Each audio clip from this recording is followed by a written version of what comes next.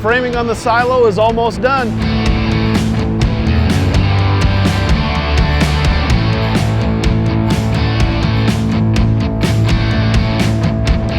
Hey, we got all the trusses done in the chapel.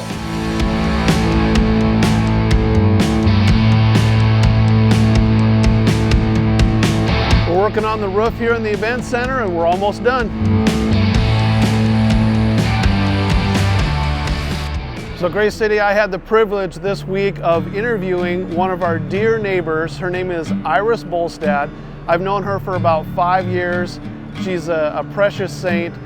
She is a friend of Grace City Church, and I hope you enjoy this interview with her as much as I enjoyed meeting with her this week. I knew there was something special about your husband and what he did. He was a rocket scientist. Literally, how many people get to say that they were a rocket scientist? He was a real rocket scientist. He developed the aluminum lithium super lightweight metal for the space shuttle. Give us a little bit of backstory for you and this property. Well, it really starts back with the roots of my mom. She built this little house, lived here 30 years. And then when she wasn't able to keep care of it anymore, we were gonna move close so we could help her. And she says, no, I need to move out.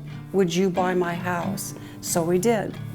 And then took care of her, and she came back when she had cancer and lived her last few months here with us. Then I lost my husband. Oh, what a shock. When was that? What year? He, 5 years later, after Mother passed, he passed in 2013.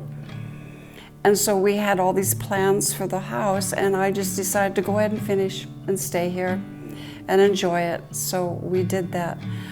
Well, then I got cancer, and when I couldn't take care of the house, so Pam Belial and her daughter, Nolana, came to help me.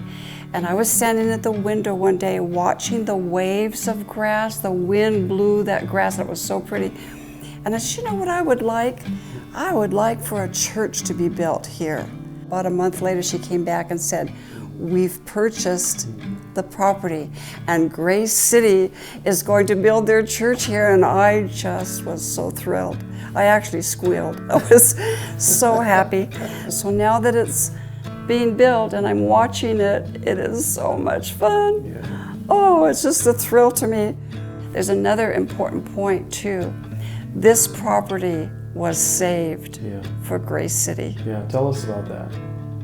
There were many things that could have been built here. Yeah.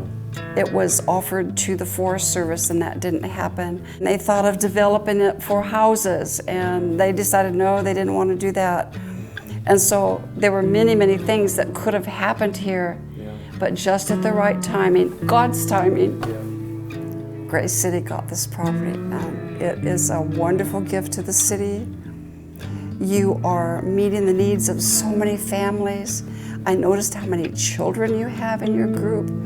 That's so exciting. Every morning I get up, the first thing I want to do is do that devotion and have that scripture, and I sit here and look out at this building and watch that and have a beautiful prayer time. I think in the same way that you said that the Lord preserved this property for Grace City, I think He preserved you to be here praying over it every day and to see it come to fruition. Is there anything that you want to say to the people of Grace City?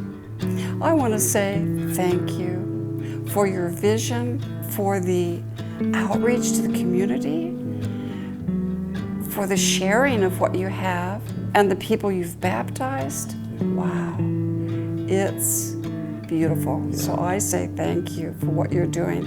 It's an awesome ministry.